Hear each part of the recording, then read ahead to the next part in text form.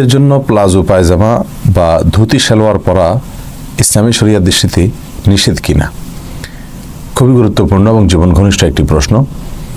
আজকাল মেয়েদের অনেকেই প্লাজো পাজামা নামে এক ধরনের বিশেষ পাজামা পরে থাকেন, যেটা খুব বেশি ঢোলা হয়ে থাকে উপর থেকে নিচ পর্যন্ত, এবং এত বেশি ঢোলা হয়ে থাকে যে এটা আগের যুগের পুরুষরা যে এক ধরনের পাজামা পরতেন পাঞ্জাবের সাথে অনেকটা সেটার মতো।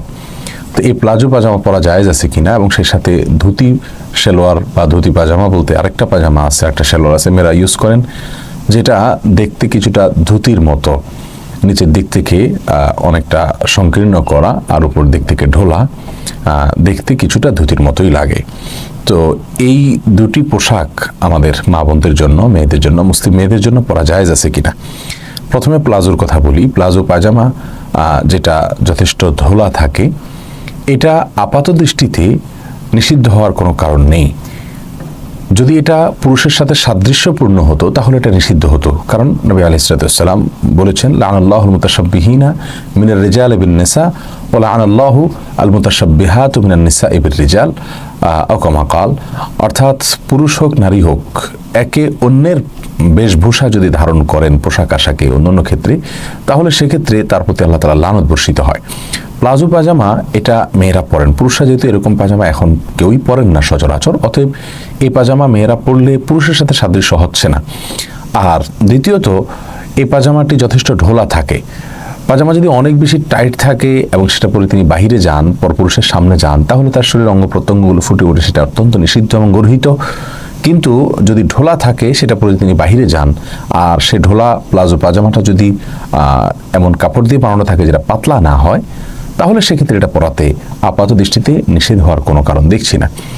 যদি খুব বেশি পাতলা কাপড় হয় এবং সেটা ঢোলা হয়, তাহলে সেক্ষেত্রে হাঁটতে গেলে শরীরের কোনো অঙ্গ, পায়ের কোনো অংশ দেখা যেতে পারে, এই আশঙ্কা যদি থাকে, তাহলে সেক্ষেত্রে সেটা নিষিদ্ধ হবে। আর যদি সেটা এরকম কোনো আশঙ্কা না থাকে, শরীরের কোনো অঙ্গ প্রত্যঙ্গ বোঝা না যায়, তাহলে প্লাজো পাজামা পরাতে আপাত দৃষ্টিতে কোনো সমস্যা দেখছি না। উপরের দিক থেকে যদি সেটা নিচে নামানো না থাকে, অর্থাৎ কোমর বা শরীরের কোনো অংশ দেখা না যায়, নিচের দিক থেকে যদি দেখা না যায়, তাহলে কোনো অসুবিধা নেই। প্লাজো পাজামার উপরে যদি জামা থাকে, যার ফলে শরীরের কোনো অঙ্গ প্রত্যঙ্গ ফুটে না ওঠে, তাহলে সেক্ষেত্রে ইনশাআল্লাহ বিদিনিল্লাহ প্লাজো পাজামা পরাতে আপাত দৃষ্টিতে কোনো নিষিদ্ধের কারণ দেখছি না। আমরা অনেকেই নতুন কিছু বের হলে সেটাকে মনে করি ইসলাম বিরোধী বা হারাম। মূলত ইসলামের কোনো বিধিনিষেধ যদি তাতে লঙ্ঘিত না হয়, কোরআন সুন্নাহর কোনো নির্দেশ যদি লঙ্ঘিত না হয়, তাহলে সেটা হারাম হওয়ার কোনো কারণ নাই। আর ধুতি সালোয়ার যেটা, এটার ব্যাপারে বলবো যে যেহেতু ধুতি হিন্দুদের একটা এমন একটি পোশাক যেটার সঙ্গে তাদের ধর্মীয় সংস্কৃতি জড়িত, অতএব এটা পরিহার করা উচিত একজন মুসলিম নারীর জন্য। কারণ রাসূল করিম সাল্লাল্লাহু আলাইহি সাল্লাম বলেছেন, মান তাশাব্বাহা বিকওমিন ফাহুয়া মিনহুম। যে ব্যক্তি কোনো জাতির সাথে সাদৃশ্য গ্রহণ করবে, সে তাদের অন্তর্ভুক্ত হবে। বিধায় হিন্দুদের সাথে, মুশরিকদের সাথে পোশাক আশাকে তাদের ধর্মীয় সংস্কৃতি বহন করে এমন পোশাক আশাকের সাথে সাদৃশ্যপূর্ণ পোশাক আশাক পরা একজন মুসলিমের জন্য অনুচিত।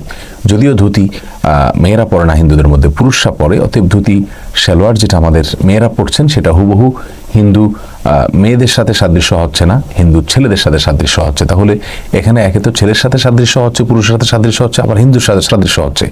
অতএব দুটি বিষয় বরং এখানে চলে আসে, যার কারণে এই ধুতি সালোয়ার আমাদের অ্যাভয়েড করা উচিত।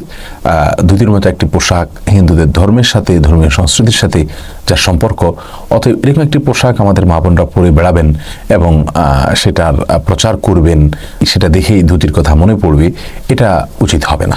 বিধায় এটা পরিহার করাই হলো একজন মুমিন নারীর জন্য কর্তব্য।